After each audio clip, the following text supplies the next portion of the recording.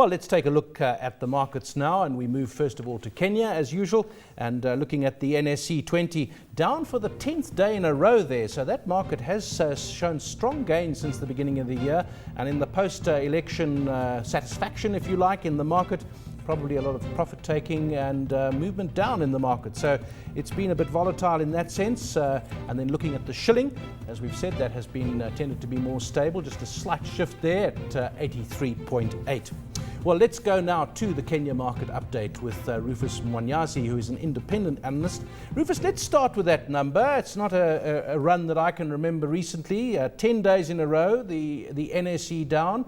We have talked about profit taking in the last week or two. Anything else behind this? Well, I think there's the same trend that is still continuing. I think, since early March, we've witnessed at least 2 drawdowns, and I think that has really spooked the market. So what we're seeing right now is largely speculation that is really driving the market. That's why you're seeing a lot of choppy activity since that time. But I think maybe at this time we should be be closing out on the correction, simply because we are touching on the lows that we witnessed I think mid-March. If we see any lower moves, I mean lower than where we are right now, 4,700. Then I think there's cause to worry. But if the market holds at this time, and perhaps if you see a rebound, then you know what, I think the market is still healthy, and we can see some more move ups on the upside. But I think as things stand right now, I think people, investors, are just are letting the market go sideways. To me, it means that they're still unsure of the way forward. So I guess maybe we're waiting for another catalyst, perhaps maybe, another Kenya Re, doing, good performance. Perhaps maybe that will, to drive the market forward on the upside.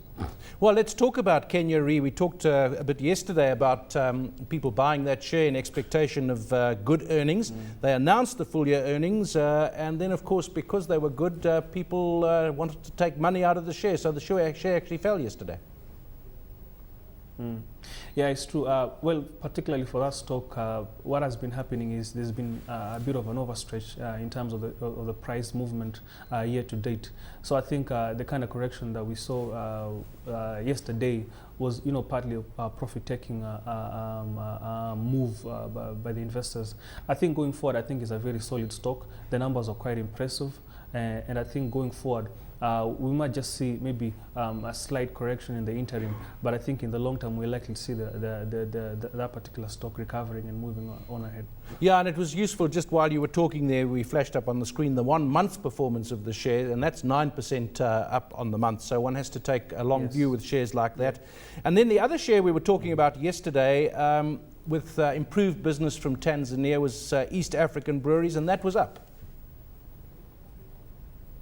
Yeah, well, what we've noticed is, I mean, since the market topped in the month of March, there's some of the, in fact, most of the big caps, the likes of EABL, have actually quite suffered, and a good chunk of them have actually just stopped and are trading flat. I think that's just the question. I think the market is really trying to see what's the way forward. The market is, valid, but we're thinking the trend is at least 80% done. So there are a lot of questions and concerns whether the trend is still going to go upward for those big caps. So I think from this point onwards, for that section of the market, we'll likely see, a sideways kind of move, unless maybe we see some strong catalyst to push the market up. But as things stand right now, I fear that, there could be some even deeper corrections for that end of the market. Yeah, just looking again, we had the price up on the board as you were speaking, slightly down there over the month, which suggests that long-term some value perhaps to be had. And then in the oil sector, and it looks quite a complicated story. Local oil companies in Kenya boycotting the local refinery, the Kenya Petroleum Refineries, boycotting buying products from them because of the cost. They would rather import. So it sounds like this is a market that's seriously distorted, and there's now resistance to that. I think this was an issue that should have been resolved long time ago, but I think perhaps maybe the engagement wasn't really followed through.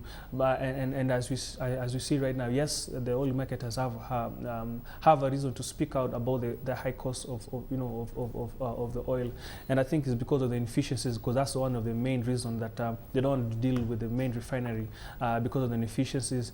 And I think a couple of years ago there was a deal of pumping in about $1 billion to at least fix some of that problem. But I think until now nothing has been done yet. And I think going forward, I think it's high time with the new government in should solve this problem once and for all. So I think as things stand right now, I think both all the stakeholders we'll need to kind of find a solution, because if there's one side that feels like it's having the short end of the stick, then I don't think it's going to be business as usual. But I'm hopeful that there's going to be a deal before the end of this week, or perhaps latest by the end of the month. Well, Rufus, you mentioned the new government perhaps coming in. Isn't this an ideal opportunity? Because we've heard a lot of talk about new ways of doing things. There's a new constitution. The cabinet has been shrunk by half. Yes. But I would think this government now needs to send a signal that it can actually do things, as opposed to having quite complex and extended plans. Wouldn't this be a good issue? Or are there politics and other vested interests that are going to block that? Well, personally, I like to think that there are going to be changes for the simple fact that if you realize the new cabinet makeup is made up of expatriates, sorry, not expatriates but experts, and I think that the link from the political forces, I think, gives those the incumbents room to really concentrate on the work, and I think to move the industry that were kind of clogged up because of the political interference that we had in the previous regimes. So I think going forward, I'm very confident, particularly even with the appointment of the new minister who's in charge, of the industrialization. I think is fit to solve some of these problems that we're facing, like the one that we've mentioned in the oil sector. I guess going forward, we need clear heads, and I think the new setup in the cabinet provides that leadership. I believe so.